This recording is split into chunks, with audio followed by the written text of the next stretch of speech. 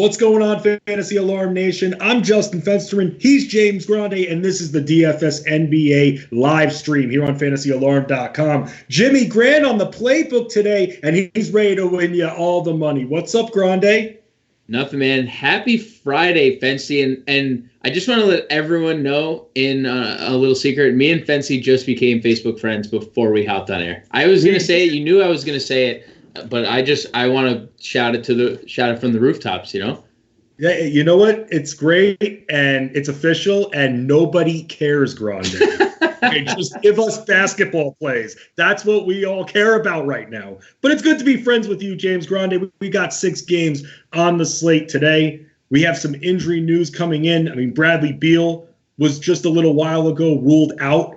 So with that, James, how do you think the usage is divided among the other Wizards players? Because Bradley Beal, it's all about him when he's in the lineup.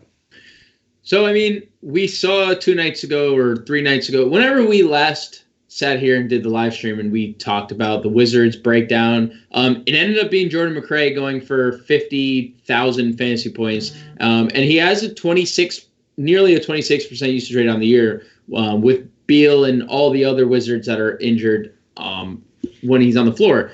I think McRae is the guy, at least for me. Again, he gets buckets, and that's what we know about Jordan McRae. I think he's going to lead scoring tonight. Isaiah Thomas actually leads them in usage rate, but it's a very small sample size. But he's over, but 31% usage is hard to ignore. Ish Smith has been excellent playing minutes with and without Beal lately. 27% usage rate without Beal this year, plus all the other guys. And then Troy Brown Jr., who's starting for Bradley Beal tonight, 24% usage. I think those are the guys that we should key in on when we're talking about the Wizards. I think we can, if you're playing multiple lineups, Garrison Matthews, who put up a big scoring outburst 2 nights ago when Beal was out of the lineup. I think Jan Mahimi 2 nights ago, another guy, 25 actual points. So I think the Wizards are again, going to be very popular. There's a lot of different routes you should take. But the 4 guys I actually mentioned at top in the notes section of the playbook, Thomas, Smith, McRae, Brown, I think should be our priorities.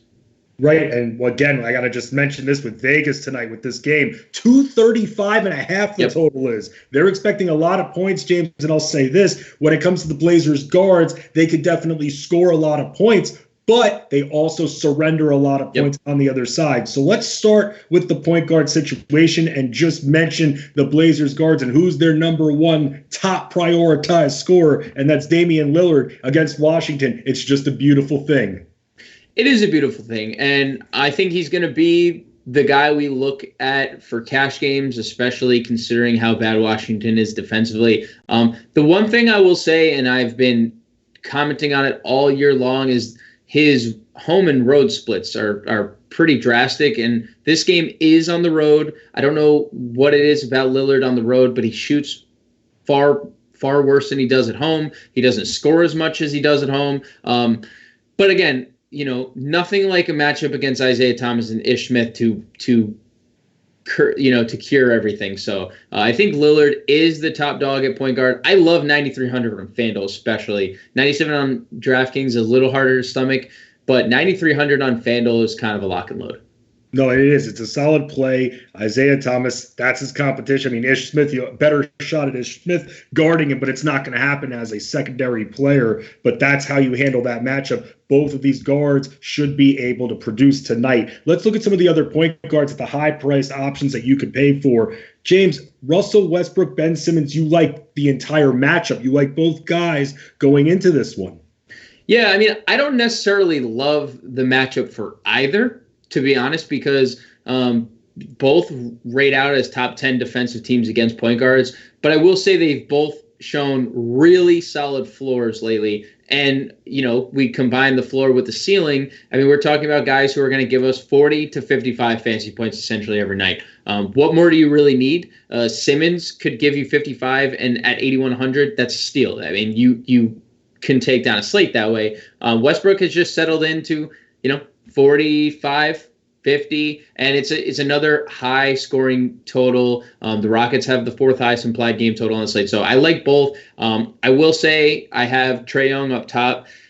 I just obviously, I think Trae Young is fine for tournaments, but he's going to see Marcus Smart. And I know we shouldn't, John has brought this up a couple times recently, and shouts to John for this, but we shouldn't worry about individual matchups as much.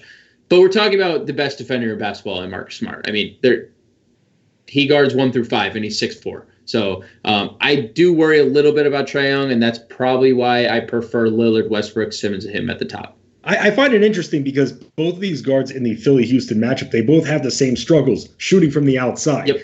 It's Simmons especially, but even Westbrook too. That's why Harden takes a lot of threes. So it'll be interesting to see how both of these teams try to shut down the lane. When it's Houston, Houston doesn't have enough personnel, but Philly can do it. But Russell Westbrook, I've seen him even against a full-strength Orlando Magic take them out. He's always able to get to the rim, James. Right. And that's why he has such a good ceiling, because especially when he comes in when Harden checks out, and for that 6 or 7 minute span from the first quarter to second quarter, he gets second units, and we're talking about Raul Neto and guys like that. So I do like Westbrook quite a bit here. I think there's a very nice floor for cash, and I think there's high enough ceiling if you want to play him in tournaments as well. A lot of high totals on the night. Some of the other ones, including the Sixers Rockets at 227. You've got the Knicks Suns at 224.5. Same with the Pelicans Lakers as well. Let's go over some of the guards from those matchups here. Ricky Rubio, I mean, it's no secret. It's been the same way for 20 years. The Knicks can't guard guards. They haven't been able to in years. They're still unable to. They can barely get any of their guards regularly in the rotation on the floor. Elfrid Payton, currently questionable with personal issues. We'll have to see what happens with him. He's not looking good. Dennis Smith Jr. may play. We're unsure. But at the other side of that matchup, Ricky Rubio, that's a nice value at 7,500 against this Knicks team, James. Excellent selection with the playbook tonight with them. Yeah, I mean, the Knicks have allowed the 4th most fantasy points to point guards over the last month. Like you said, you hit the nail on the head with that. And Rubio's had a really nice floor for the most part. 7 of his last 10 games, he's gone for 35 plus fantasy points. One of the games he left, so we don't even know. It could be 8 of 10 if he didn't leave. Plus, the Knicks don't really defend any position. We like Rubio as an assist-first guy. He's a perfect guy to correlate someone else with: Devin Booker, Kelly Oubre, DeAndre Ayton. I would love pairing Rubio up with one of those guys. I mean, Booker, we know, scoring all the points. Ayton looked great last game. And Oubre is dunking on everyone. So if we're playing Rubio, I like a correlation on the Phoenix team to go along with him. And then let's talk about a selection that you made in the Pelicans-Lakers game. There are a few revenge narratives with this one. But you put Lonzo Ball in the playbook. James, is it because of the revenge narrative? Is it because he's coming off a triple-double? He has been scoring the ball a bit better over his last few games, but still, Lonzo Ball at the price point he is, especially on DraftKings 6K, I don't like that as much. Convince me. I mean, it's primarily a FanDuel play, and you see the ownership kind of trending that way too. If we're talking about ownership per site, 23% over on FanDuel, 9% on DK. So you can see, the masses are kind of with me, but it does have to do with not just last game, but that's the upside that we've been waiting for Lonzo, and we've seen, like flash in a pan type of performances throughout his tenure in the NBA. And he can do that. Is he going to every night? No, but he is a triple-double threat. This is going to be a high-paced atmosphere, a high-paced game. There is a little revenge going to the Lakers. Like this first game that they played against the Lakers was in New Orleans, and Lonzo didn't even get to play in that one. So there is definitely extra motivation here for Lonzo, considering he didn't get to play in that first meeting against them, going back to the Lakers. And we get the upside, 5,300. We're talking about 26 fantasy points for 5X from a guy who just gave us 60. So, I mean, I think there's upside here at 5,300. I think that, his ownership is actually going to fall off with the Bradley Beal news. I think a lot of people will pivot to Isaiah Thomas and Ish Smith and Frankie Smokes as well, especially if Elfrid Payton is officially deemed inactive. I think a lot of ownership is going to go to those guys. That could be a sneaky tournament play. I think that game is a sneaky tournament stack as a whole because it's a late night hammer. Everyone likes to see their lineups doing well nice and early in the night. I'm up $10,000 at 7:30. Well, come 10:30, Anthony Davis, LeBron James, and the boys roll around. So I think Lonzo is a perfect play if you're going to play a Davis or LeBron to come back with a player from the Pelican side, because if that game pops off, you have exposure to both ends. James, any other value point guards that you like this evening on the 6-game slate? I mentioned Frankie Nicolina. I think is perfectly fine, especially, Dennis Smith Jr. He did go through shoot around, but not expected to play, and Elf, personal reasons, didn't go through shoot around. So both not going to likely be there, and then that would open up the lane for Nicolina, who had 10 assists just in his last game in 23 minutes. I think that's a tremendous value against the Suns. I would have preferred I would like DJ Augustine if Gordon's sitting. Gordon is active, so I think we could stay away. I don't hate Markelle Fultz as a multi-mass entry player for tournaments, but I don't think we need to go there when we have guys like Lonzo at the same price. We have Frankie Smokes for cheaper, and we have the 2 Wizards guys for cheaper as well. All right, then let's move on to shooting guards here. James Grande and Justin Fensterman talking about the DFS NBA playbook, fantasyalarm.com. James, let's talk about these shooting guards you have in here, because you have all the big dogs getting ready to run. You've got Booker, you've got Butler, James Harden as well, and Drew Holiday. So pretty much the top 4 guys outside of Bradley Beal who will be sitting this evening. So if you had to take some of the highest priced guys tonight, who is your number 1 shooting guard? Harden's my number 1 shooting guard always. And it's just, right. The guy's averaging 38 actual points a game, Fancy. We've both enjoyed the NBA for quite a while. This doesn't happen. Someone averaging 38 actual points a game does not happen especially in today's era. Look, we haven't seen his price tag under 11K in a very long time. And that's something that we need to exploit. So I love James Harden, even though in a tough matchup, it just hasn't mattered. 50 fantasy points or more in 10 straight games. It doesn't matter. It doesn't matter the matchup. It doesn't matter the pace. The guy is going to score, give us nearly 40 a night. So I lean there. I love Devin Booker in this next tier. Devin Booker, 4 straight 30-plus actual point games. And I find it interesting when you look at Devin Booker's box scores, not shooting many threes, Fensty, taking a lot of free throws. So he's attacking the rim, and that has clearly been his bread and butter. 39 free throws over his last 4 games compared to 10 threes over his last 4 games, which is great to see because he's just proving to be such an advanced scorer, especially lately. And hey, guess what? Knicks guards, right? They go up, he gets the Knicks. So right. I love Devin Booker. I think Drew Holiday is being slept on, especially at $7,400 on DraftKings. I love that price for that him. Price tag is really appealing. And the matchups aren't great because the Lakers can throw a bunch of really good defenders at you. Avery Bradley gets tired, insert KCP. KCP gets tired. It's just kind of like a round robin of good defenders, but we're not Drew Holiday can get us 18 points and he can get us close to a triple double. And then we're talking about a 50 fantasy point night at 7,400. So I think I would put all those 3 in front of Jimmy Butler. But something you brought up earlier in the week when you were talking about Josh Richardson against the Magic, the Magic have been bad against shooting guards. Now they're without their best perimeter defender in John Isaac. So I think there is some merit to playing Butler. I would just put the other 3 ahead of him. Right, and that's a huge, huge injury, a big, bad knee injury Jonathan Isaac has suffered. 8 to 10 weeks he'll miss.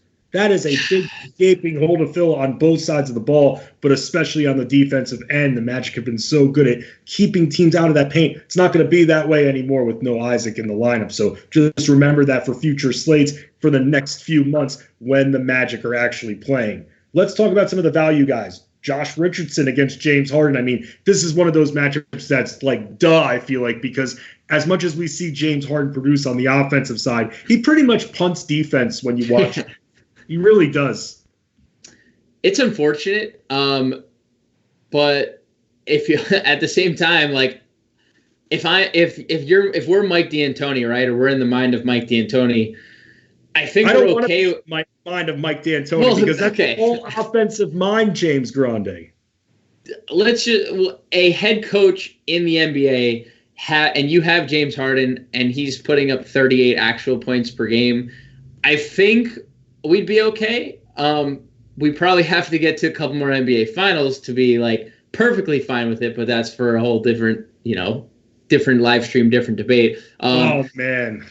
Yeah, I mean, but look, like you said, the matchup is great. Only Memphis allows more fantasy points to opposing shooting guards. Richardson has been in a good groove, averaging over 30 fantasy points, which is right on par with his salary. I mean, he's on pace every night to get us 5x. I think there's a little more upside, 6x, 7x. Perfectly fine. I think all formats.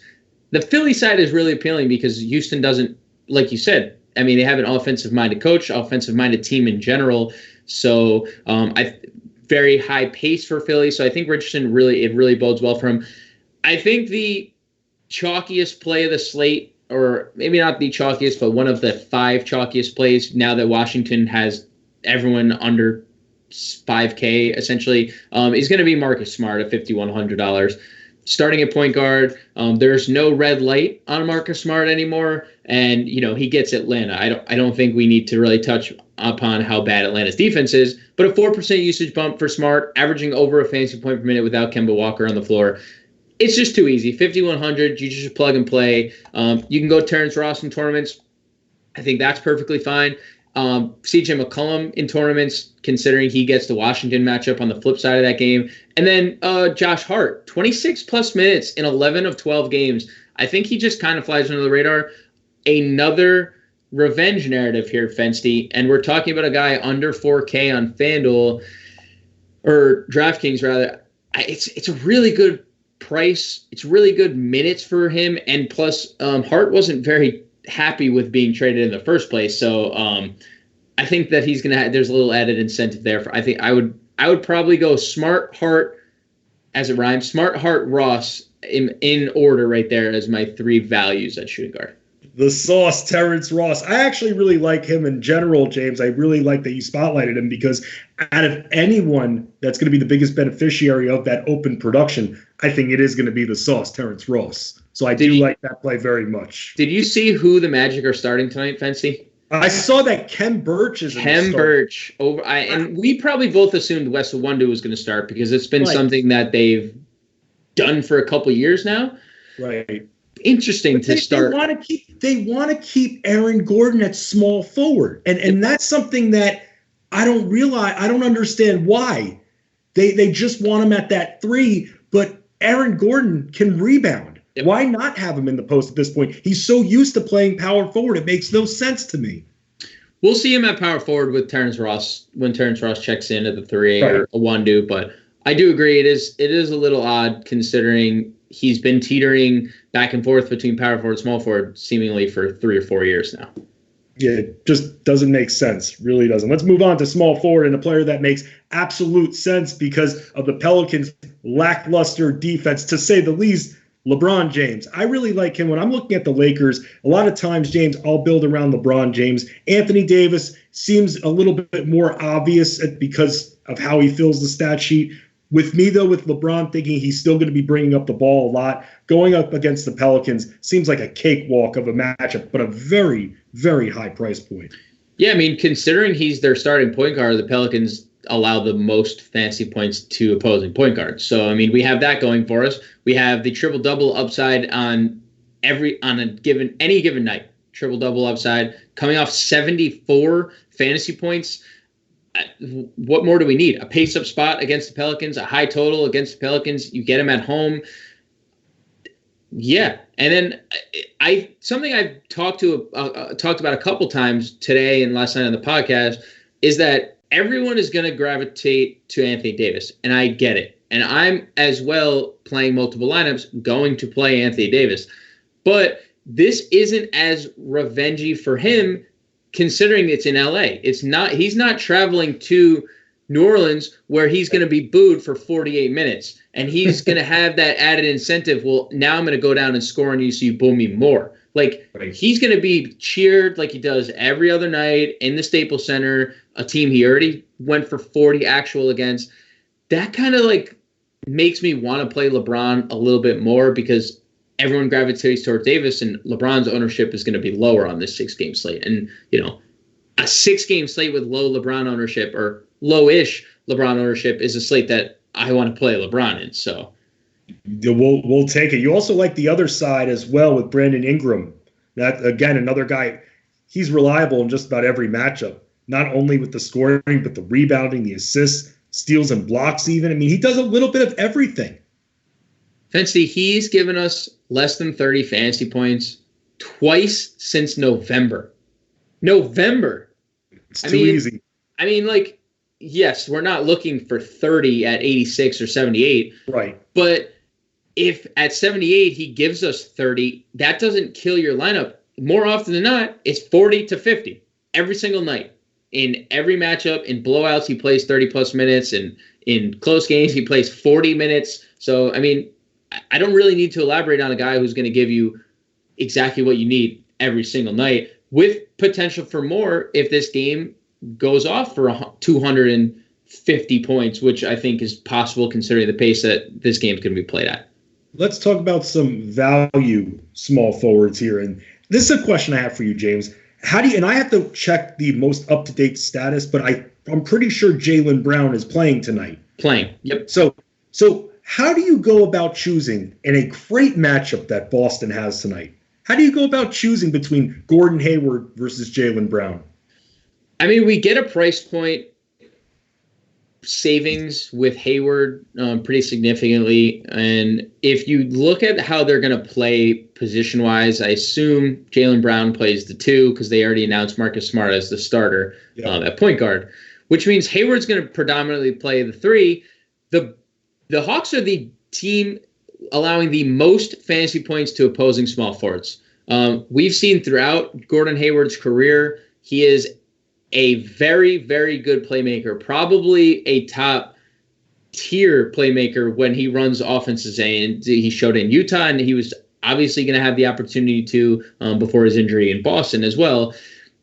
Over a fantasy point per minute, he doesn't get the same type of usage bump as Marcus Smart or Jason Tatum does, but it's also a very small sample size. He's been off the floor with Kemba Walker. They play a lot together. 23% usage is not too shabby. So I like the savings for Hayward. I like the matchup that he's playing small forward primarily. That's where the Hawks struggle the most. So I love Gordon Hayward. He's pretty much a core play in every one of my builds tonight. I don't have a problem with Jaylen Brown either. Listen, who's going to tell? You can't tell anybody that a Celtic is a bad play tonight. They're playing Atlanta. You know, from the way your playbook looks, even the Suns apply with that as well, because you've got everybody in, including Kelly Oubre Jr. Now, here's the thing with Kelly Oubre, and this is what I need to wait and see for a few more games, and that's DeAndre Ayton. Someone's going to lose with him back in the lineup, and that person is Kelly Oubre Jr., in my opinion at least. So the good news for Kelly Oubre Jr. is there's no Frank Kaminsky to take threes away from him. So he'll have more time being that bailout option, and being that he'll be in with the second unit, he'll get more shots from the arc. So I like that. And again, it's against the Knicks, who don't play any defense. I mean, I agree to an extent. We saw Ayton play 30-plus minutes, and yes, it was off the bench, but he did close that game with everyone else. You know, there was no Rubio, but he closed the game with Booker, Oubre, and Ayton, obviously. And Oubre still went for 45 fantasy points. And right. And if you remember last year when he was moved to Phoenix, he was playing with Booker and Ayton for, that was their trio. And Rubio obviously wasn't there because he was signed in the offseason. He was really, really good at the end of last year. 30-plus fantasy points essentially every night. We were getting 50 burgers out of him. And he's been really aggressive. It's a really good spot for him. The Knicks allow the 5th most fantasy points to opposing small forwards. I know he's going to play a little power forward as well. Am I really worried about Julius Randle defending him? Oubre is way too athletic for Randle, if he does. Have to double on Ayton. Right. So even better. So, I mean, I think Oubre is like a smash play? No, I'm playing Gordon Hayward everywhere. So I have a similar price point, but at a similar price point, give you more. You can stack the Knicks Phoenix game. You could stack Phoenix. I mentioned if you want to play Rubio, you could pair him with Oubre. 45-plus fantasy points in 3 straight games, Fancy. That's all I'm saying. That's quite solid production going into a game. You're going to be super confident because you're playing against a bad Knicks defense. Right. Any other small forwards that you're looking at from the value side? Carmelo is fine. I think Carmelo's a better play over on FanDuel at $6,000. He gets the Wizards. We don't need to elaborate much. We talked about Troy Brown. His value opens up now that he's starting. No Bradley Beal. Derek Jones, not going to break a slate, but he's going to play 26 plus minutes, and he's going to give you 20 plus fantasy points like he does essentially every night. He's like Eric Spoelstra's favorite player. Clearly, Eric Gordon, 3.7 and 3.8 on DraftKings FanDuel, respectively. Fine for tournaments. We should probably see his minutes approach 30 after 26 last game. Marcus Morris, a little revenge narrative if you want to go there against Phoenix. But other than that, I'm ready to move on to power forward. All right, power forwards. You mentioned Anthony Davis, and a lot of people will be gravitating towards him. So if we do end up deciding to go with LeBron as our main build, what other power forwards are affordable for tonight's slate? I mean, Jason Tatum, 8% usage bump is insane. It's too hard to ignore. That's something you just don't ignore in DFS. Like if someone gets a usage bump like that, you don't. I mean, we're talking about guys, when you get a 4% usage bump, you're hitting the lock button. Like Jason Tatum is actually getting an 8% bump to 36% usage, 1.3 fantasy per minute. Great play across the board. Cash games, tournaments, perfectly fine. Julius Randle has been fantastic. This is looking like the Pelicans Julius Randle. 47 fantasy points or more in 4 straight games, 2 straight double-doubles, 3 of his last 4 with 30-plus actual. He's clearly the leader of this team right now, at least offensively and on the glass. It's not Phoenix has rated out as a good front court defensively in terms of fantasy production, so it's not the best matchup. But Randall's playing really well. It doesn't really matter. John Collins on the flip side, or flip side of that Boston game, rather, on the Tatum side. I mean, he's going to play center. They talked about wanting to have him play more center. He's going to get matchups against Enes Kanter, and there's there is no who is starting at center. By the way, Enes Kanter officially starting at center. Collins is starting at center. Oh, John Collins officially starting at center night. So we're going to see a smaller Daniel Tice, and we're going to get the worst defender in the world, Enes Kanter. I mean, am I wrong? Maybe like Dennis Schroeder. Maybe Dennis Schroeder and Enes Kanter can have like a defensive off. I don't know how you would like rate their metrics, but I think they would finish last and second to last. And I love Kyle Kuzma. Will the real Slim Shady please stand up? I don't know if I saw that. I saw his hairstyle. The hairstyle, yeah, and they were heckling him in the fans, and he got a good laugh out of it. But $4,800 on FanDuel for a guy who has now scored 16 plus actual points in 4 of his last 5. They kept him around to be the third scorer. Like that's why he wasn't included in that Pelicans trade. They thought he was going to be the guy. And now he gets a really bad Pelicans defense in a pace-up spot in a very high game total. I love pairing Kuzma with LeBron. I think it's fine if you pair him with Davis as well, just because the production has been there. But just like Kuzma is going after Dennis Rodman's hairstyle, can he please play a little bit more like Dennis Rodman and actually crash the boards? Can he? The scoring's been good. But this guy could crash the boards. I was talking with Adam Ronis about this last night. He's a board scratcher. That's what we remember him from his rookie year. This guy just stays at the arc and pretty much sets up camp the entire game. Frustrates me. Yeah, I think I don't know if he's a little nervous about LeBron Davis, but he's definitely a little shy to go into to step. He steps in through. Getting too close. Yeah, it looks like he's in a force field, and he can't go in front of the arc. It does. And he, like you said, he is a good rebounder. I mean, he's giving us like 4 a night, essentially 4 every night.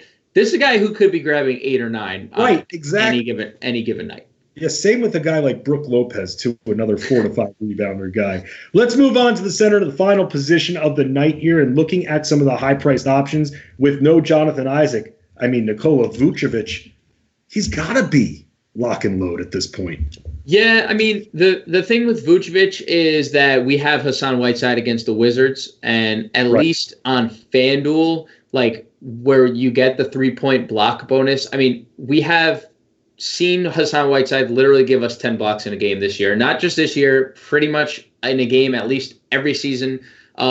he's also now had 2+ blocks in 11 of 12 games. So it's like, why not just spend $900 more over on FanDuel to get Whiteside with 5 block? Let's just, set the over-under at 4. I'll take the over tonight against Jan Mahimi and Pashniks, or however the hell you pronounce the guy's name. I'll let you take that. I'll let you take the wheel, Fancy. Yeah, I'll let you take the wheel there. So I'd rather go Whiteside. If Aaron Gordon didn't play, I'm right there with you. I'm locking and loading Vucevic because he would get a touch to 2 touches literally every time down the floor, and no one else, it would just funnel through Vucevic, which it still does because they're still their best player offensively. But it's a tougher matchup than Whiteside has. It's probably even a tougher matchup than someone like DeAndre Ayton, who I love tonight. Even if he comes off the bench and sees Mitchell Robinson's a good shot blocker, and the Knicks do actually rate out. This is their one like starred position where they're very good in terms of DVP. But like Ayton is so skilled offensively, I don't think it matters, and I think this is a situation. He'll draw you out to the elbow. That's his game. His game is not in the low post. He plays like a power forward, a traditional power forward. Starts in the elbow and often stays there, even takes a screen. The guy's just looking for a high percentage shot, and that's something else that irritates me because he has such length and he doesn't go into that low block. And by the time he tries to crash the boards, the defense is already blocking him out, and that's the problem with him. He's cheap, though, and he's not projected to be very highly owned. And on a slate that, we're going to pay for Whiteside, is that game going to stay close? We don't know. Embiid is in a tough head-to-head matchup with Capella. Both those teams rank in the top 5 against centers. So, we can go there in tournaments, but I don't think we need to. Embiid is probably safe because, he gives us 40+ every single night. You can play Mitchell Robinson in a tournament. You can play Enes Kanter in a tournament. But, when we're talking about cash games, we don't have many options. Right. Just remember, Whiteside, if you guys think that the Wizards are going to get blown out by Portland, the Wizards have been able to play up. So just remember that's your disclaimer. But just remember with Whiteside, he only needs about 23 minutes to produce a deep double-double. That's it. The guy, that's how much he plays. So you don't have to worry about the playing time reduction for a possible blowout when it comes to Hassan Whiteside. Just one more guy I want to throw out there, Fancy, and that's Derek Favors, who as the day has progressed, I've loved more and more. They capped his minutes when he came back from his personal matter and his injury combination. They capped his minutes as 30. That is all the man needs. He is rolling right now. On the glass, he has 10+ rebounds in 6 straight games. He has 29+ DK points in 5 straight games, 4 of those being double-doubles. And he gets a Lakers team, again, yes, the Lakers are very tall and lanky in the front court. They are very good defensively. They have a good trio of defenders in Davis, McGee, Dwight Howard. But this is a game that if it stays close, Derek Favors is going to play 30 minutes, and he's going to be a primary reason as to why I think there's 40 to – I'd go out on a limb and say 50-point upside for Derek Favors tonight. I love him. 6,200 on FanDuel is just too cheap. I'll say this with Derek Favors. The last time he didn't secure double-digit rebounds in a game, December 17th.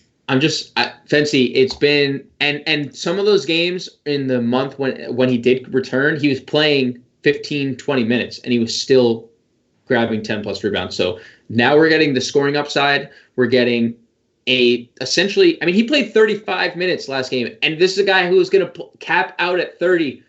Alvin Gentry is great. He just plays his guys. He does not care. Well, remember, they don't have a lot of depth when it comes to big men. They don't have Zion. He's just starting to practice. Jackson Hayes is inexperienced. They really don't have – they need Brandon Ingram to play a lot of minutes at the power forward because they don't have that kind of depth. So with Derek Favors now returning, he's coming into a great situation. And since in the last month, as we've just mentioned, the guy's been not only helping you from the scoring standpoint, but also the rebounding and block standpoint. So it's almost like someone who goes under the radar because he's not flashy, but he gets the job done, and it's a great price point. Somebody else that gets the job done, it's James Grande with me here on the DFS NBA live stream here on fantasyalarm.com. Grande's playbook is lit as hell. I think that's what the kids say these days, James. But whatever it is, we're going to help you win that money. New Year, same story, the FA family. This is what we do for James Grande. I'm Justin Fensterman at FenSD Sports